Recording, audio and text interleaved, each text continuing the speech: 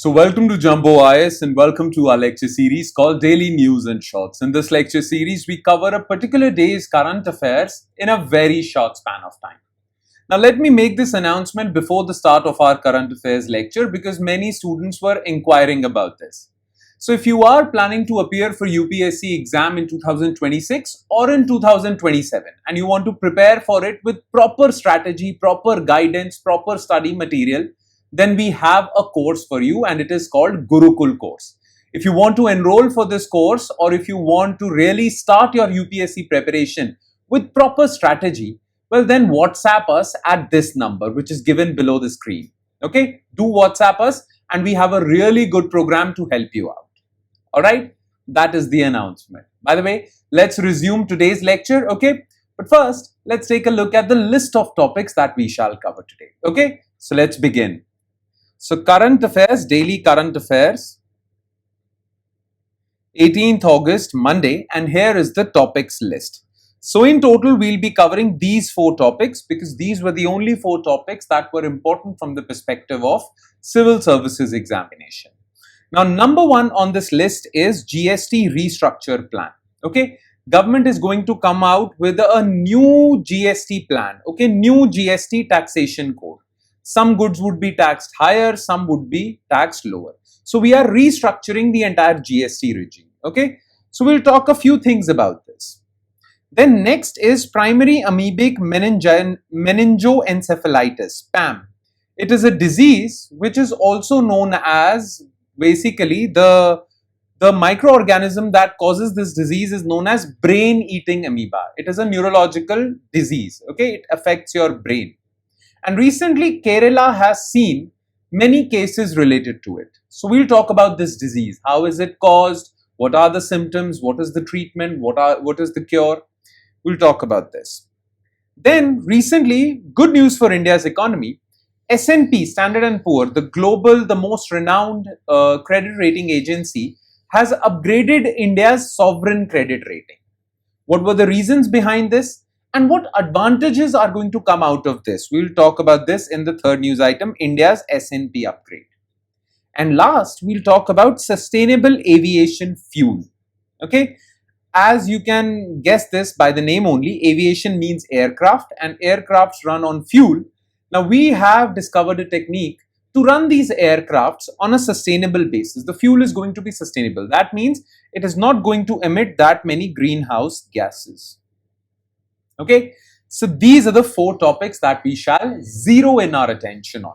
So let's start discussing them one by one, starting with topic number 1, and that is GST Restructure Plan. Okay, now government is about to restructure the entire GST taxation structure. Okay, government will soon come out with that entire GST taxation structure. But one thing has been made clear, and that is that all these sin goods, demerit goods, they will be taxed at a higher rate. As of now, well, there are only 5 taxation rates. Some goods are taxed at 0%, some are taxed at 5%, some are taxed at 12%, some are taxed at 18%, and the highest taxation rate is 28%. But some sin and demerit goods will be taxed at 40% now. Okay, so we are adding a new slab. Soon, we will add a new taxation rate that is 40%, and most of the sin goods and demerit goods would be put in that 40% taxation slab. Okay, one such sin or demerit good is online gaming or online gambling. Online gaming where money is involved, where betting and all these things take place, right? Currently, they are taxed at 28%, but like I said before, all sin and demerit goods will be taxed at a higher rate, 40%.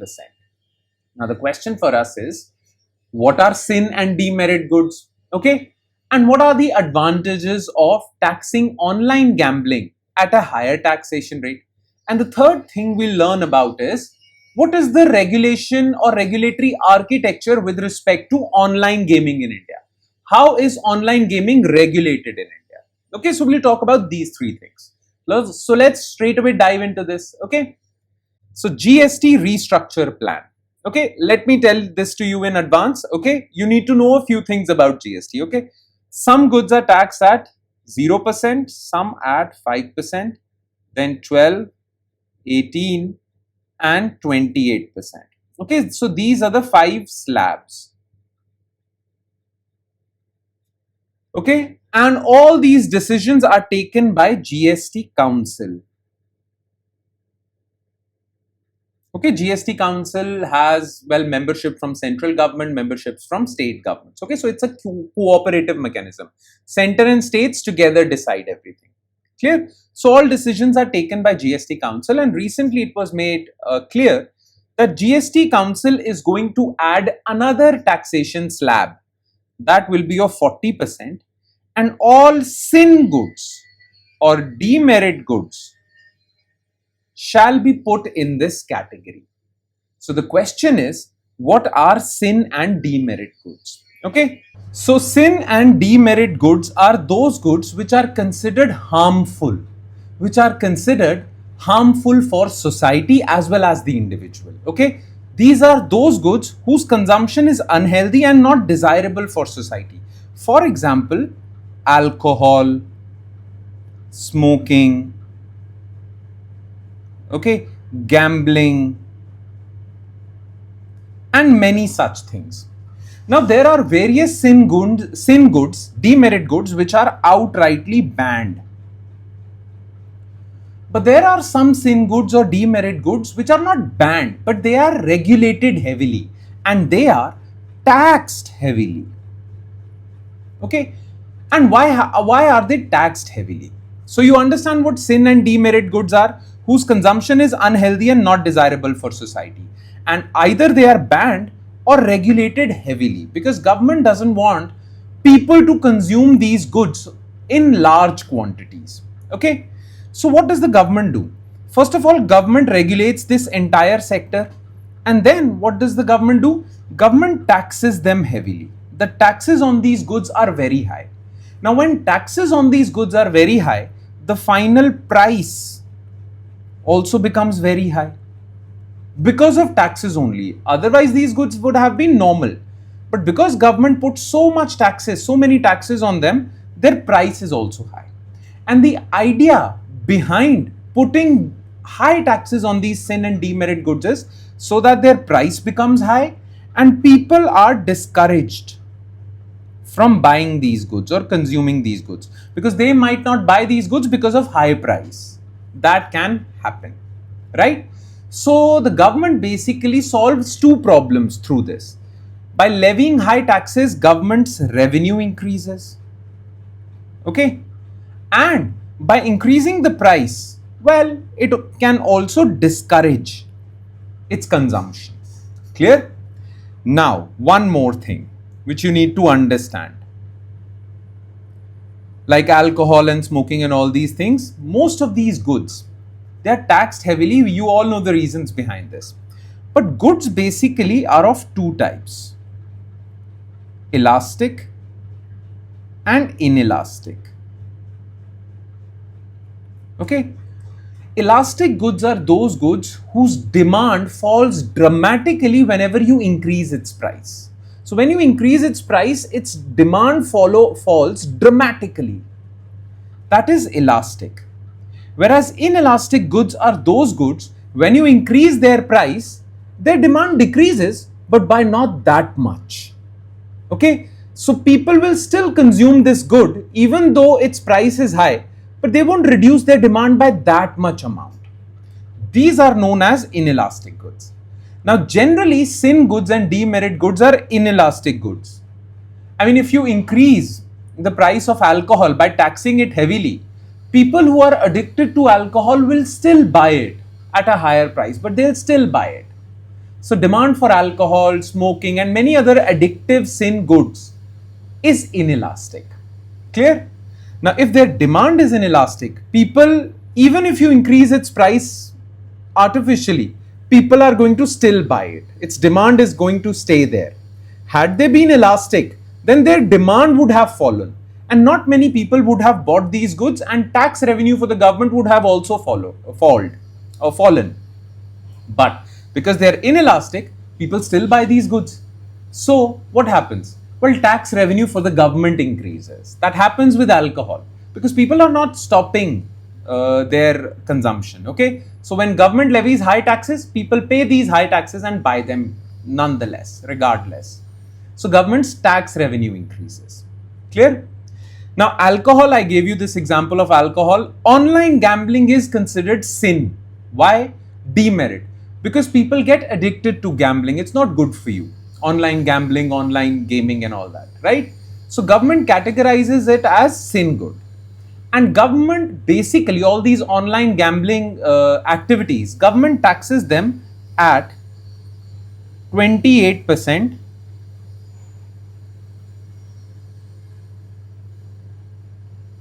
GST. Okay, government taxes them at 28% GST. That's the idea. But now government is thinking to tax them at 40% GST because government thinks maybe this will discourage people because now prices will increase dramatically. Maybe this will discourage people from involving themselves in these activities. And even if it doesn't discourage people, well, central government, state governments would earn a lot of revenue because now the tax is 40%. So this is the idea. Clear? So reasons for 40% slab, 40% slab on online gambling. Well, already there are various reports that people have started spending too much on these online gambling sites. They're spending too much time, they're spending too much money. Okay, so government wants to discourage that. Clear? That is why it is taxing them higher, and it will be a good source of revenue for center and states. So this is the reason. By the way, as far as regulation of online gambling is concerned, well, in India, gambling is a state subject. Okay, state subject. That means only states can make a law on this. Clear? So because gambling is a state subject, online gambling is also a state subject. And using these powers given to individual states, some states have outrightly banned online gambling. Okay, these states are Telangana, Kerala, Karnataka, Tamil Nadu, Andhra Pradesh. They have outrightly banned it. And there are some states who have not banned it, but they have regulated it, but allowed it. For example, Nagaland and many northeastern states. Clear?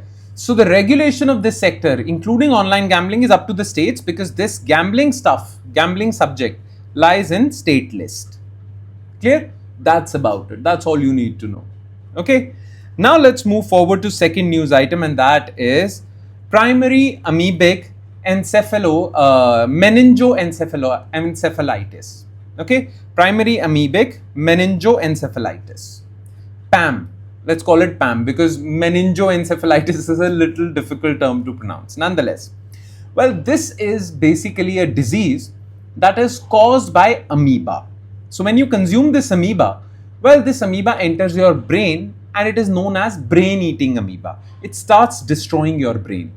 Symptoms appear in 1 to 14 days, and initially the symptoms are mild, but later they aggravate and it mostly leads to death. Clear? Now the reason why we are discussing this disease is because recently Kerala Health Department has declared a sort of emergency because many cases of this disease has come out.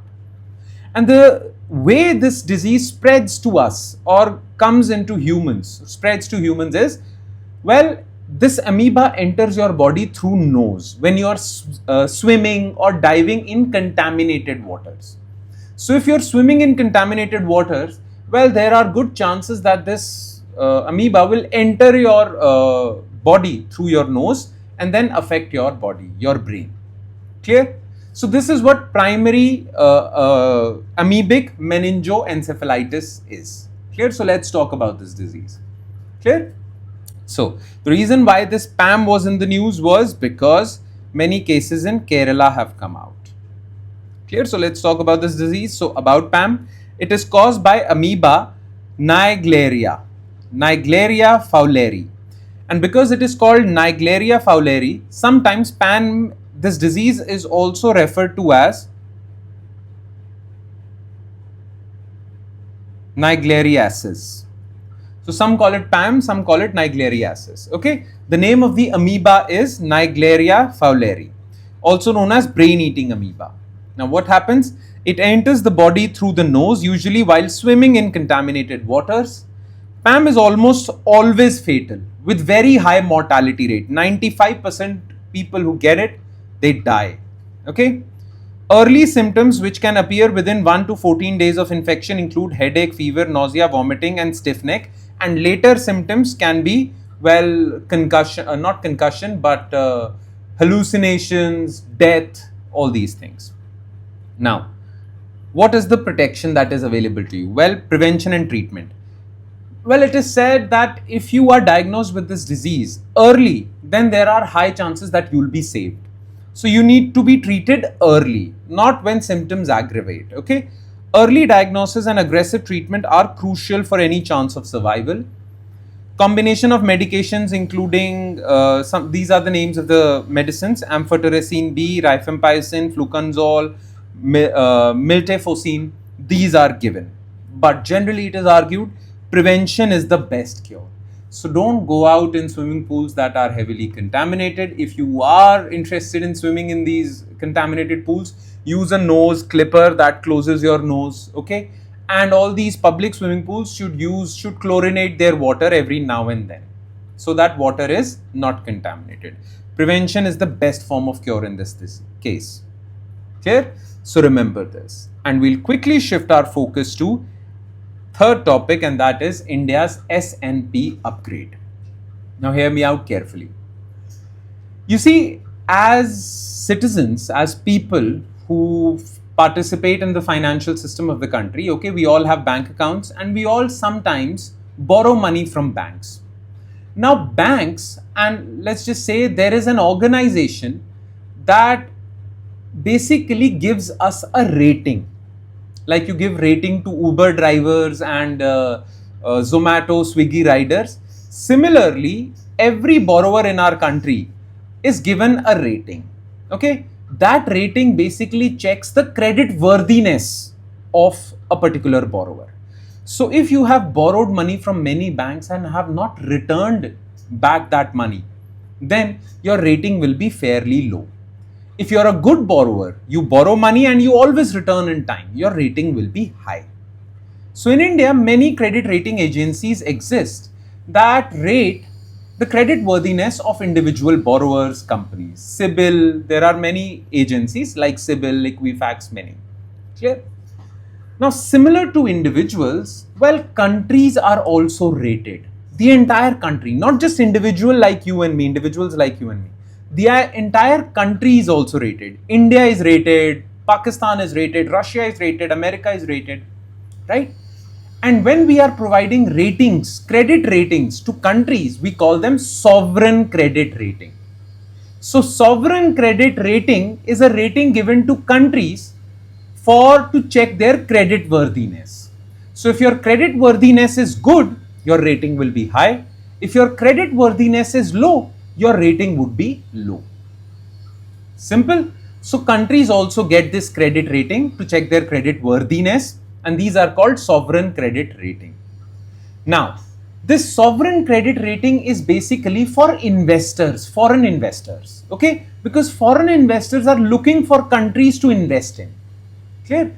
So if they find a country with very high credit rating, they feel safe to invest in that country. If a country has very low credit rating, foreign investors do not feel safe investing in that country. Okay, so these sovereign credit ratings basically help foreign investors to make a decision. Now there are three top agencies globally that rate countries, provide these sovereign credit ratings. One is called S&P, the other is called Fitch, and the third one is called Moody's. Okay. Currently, we will talk about S&P because recently S&P has improved India's credit rating.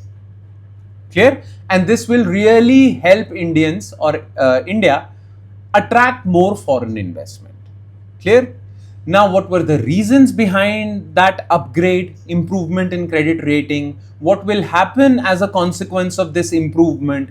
We'll talk about all these things. So let's talk about these things, okay? So India's S&P upgrade. Clear?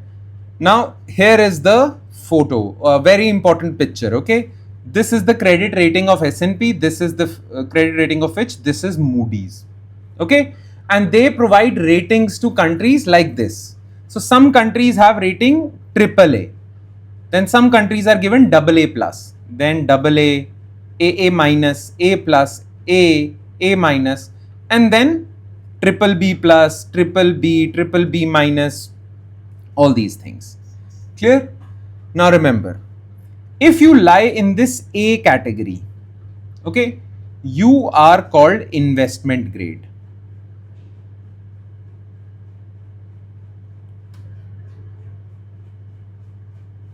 So all the categories A plus, AA plus, all these are investment grade. Below this, the B category is speculative grade. That means you can invest in this country, but there is risk. And the C ones, this category, well, it is junk status. You should not invest in these countries. Clear? Now, India's ranking or India's rating has been improved from triple B minus. As you can see, it is written India over here, triple B minus to triple B. Okay, so we are now from triple B minus to triple B as per S&P. Recently, S&P improved India's credit rating by one step. But still, we are in speculative category only. Okay, and India for long has complained about this. Okay, India has said that these companies, these S&P, Fitch and Moody, these companies are biased against India. India is the fourth largest economy in the world. India has very good economic fundamentals, yet they have given us very poor credit rating. By the way, the question is, what is the criteria? On what basis this credit rating is given to us or any country? Well, if your country's economic parameters are good, you're given good credit rating. Okay, these economic parameters can be your GDP growth, inflation level, your fiscal deficit, debt levels on your country. All these things are looked at before giving this credit rating. Clear? India has long complained that our growth has been one of the fastest in the world. Our inflation has been low. Our fiscal deficit is gradually coming under control.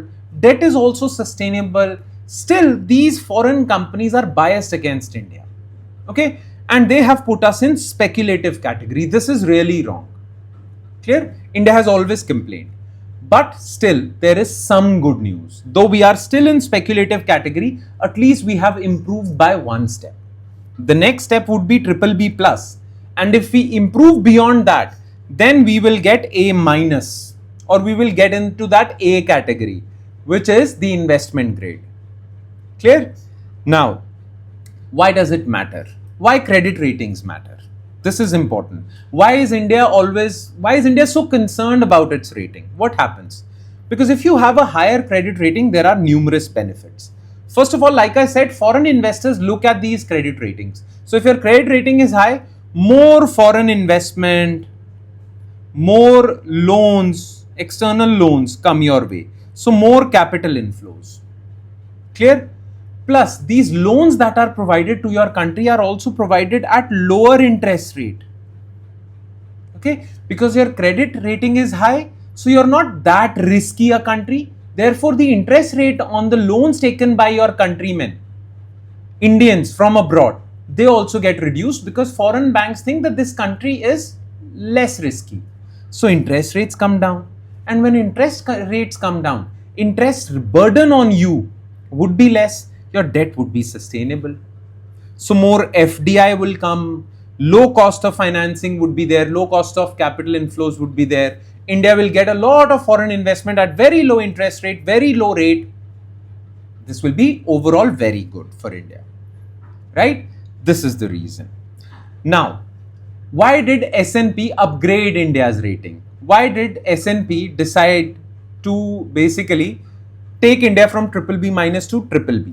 Okay, S&P definitely gave some reasons. So what are those reasons? So why S&P improved India's rating? S&P basically gave three reasons. Number one, India has improved its fiscal deficit.